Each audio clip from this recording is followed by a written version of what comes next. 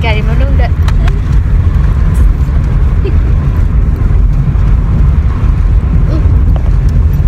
Ini masker ya bra. Masker sama teh.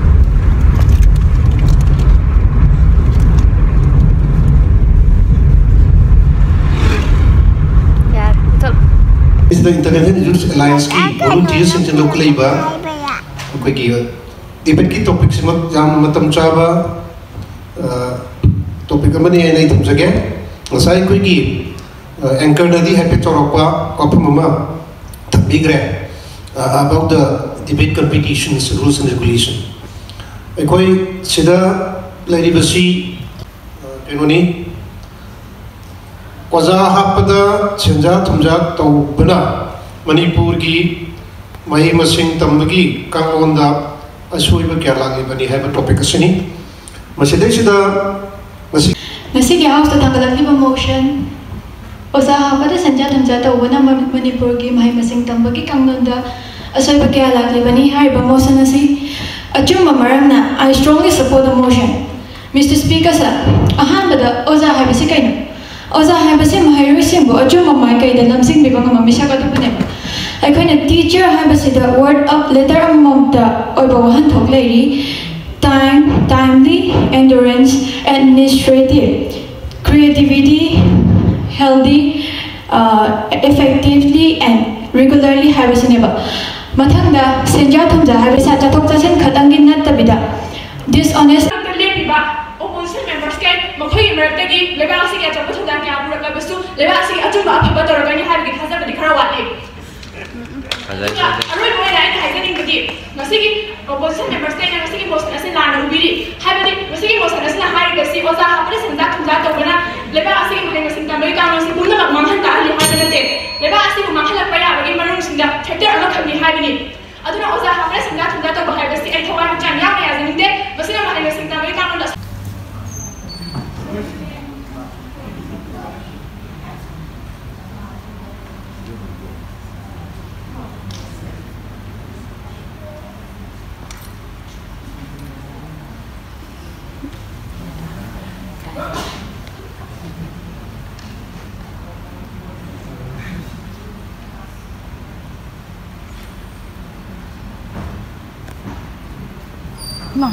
Kenapa?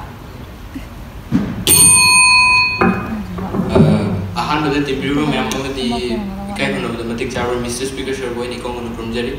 ngasi ki motion of the house to vijari ba oza habada senja thumja tawbuna manipur gi mahi masing tambagi kangon dos asoiba kaya lakpani haibasi dai thawai haksang yauna yajaninde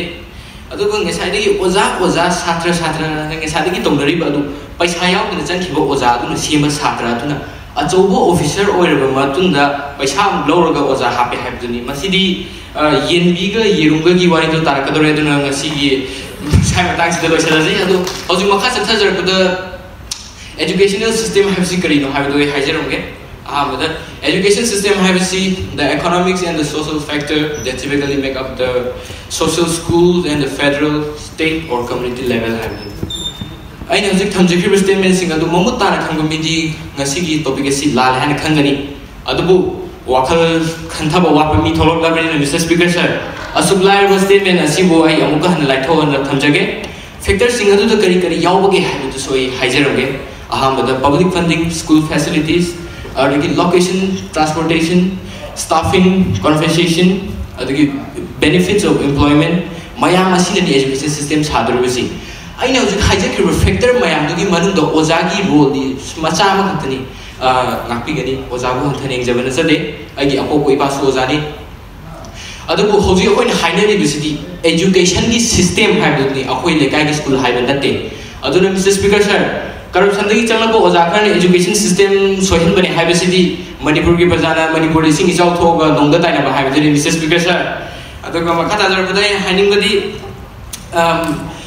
Manipur की education system बहुत सिंखिब मतमदा कारफम खंगदर मांखिगनी अदुगा चौखलबा लेबाक सिंदा हौजिक education system असी काइथरगे हाइबगी खलाव के लामरबनी अदुना चौखले हाइबा अदुदा काइथरगे हाइबा school university college सिंग तो पूरीबो ओजा अदुदी corruption दा चलकदी Oram Mr. Speaker sir अदुगा मखा तारकलेनी हाइजनिंग बदी ngasigi topic si hek yeng badadi chumbadi manba adubu education system habsi karina munna khangba minadi manung hunna paba matamda ngasigi education system asi topic asi bu lale haina dum khangjagani aduba ngasai supporter kanggu singna haibiri adum makha tana so haibi ninglamgani madudi government dagi corruption tawsang kibo ozadu school da lak tabadagi school si tharakpane hairagadi government school sing the whole faklang amadi nungsi nungsa changnaba amasung Rabindranath Tagore open education system bu support tawinaba haijaningi adugo makha tarabada haijaning badi teacher na khadana te masi soirapasi ai na jik thamjakriba factor ma'am du soirapadagi ni hairaga ngasi gi chenba amasung yadraba point sing asi thamjaraga akoigi supporter kangu da phadi adudagi hawrakhibani haibadi utpa haibani teacher gi meaning je aduda akoigi supporter kangu sing asi social media dagi meme khara yengala tiba male adu thamna si di factor ga se haidani aduga si hairaga ai matang sidalo sanjage aduga ngasi gi motion of the house asibu withdraw to winner by ini. Thank you very much. Is Laos Cambodian macam yang English ngang bagi tahu yang thok pengamdam yang sinda aina class longjar ba personality course na to jar matung de ai Manipur da su masters lo ga amal ga gap kha lori magi takak marak se da ina Manipuri student mayam da so ina si kudong sa se pizza ke na pizza ba kanda yamalai ba phawne haurak pada tham khak ai gi nakta leigen lakhi ba kaya ma tham mari bo khalo ya da bazu leiri nuksina bagi chang da hai tare adu dana maram moiraga hajukti adu gi makha da sumai tau tar ga koi wakhalun manasi internationally ai gi su thaje minadi our honorable or respected Dr. Sarvepalli Radhakrishnan.